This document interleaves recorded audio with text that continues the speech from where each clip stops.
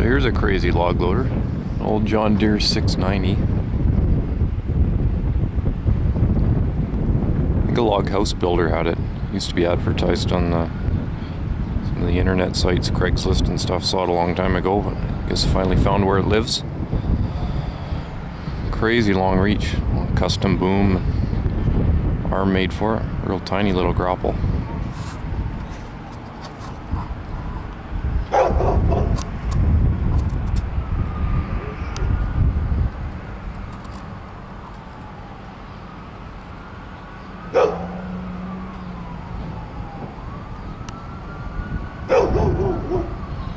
Bad dog, no biscuit.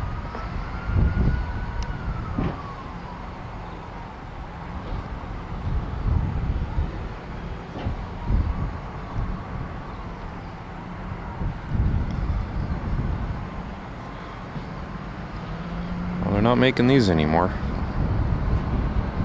They stopped making the 690 in, oh boy, 1980, man, 84, 85, 84.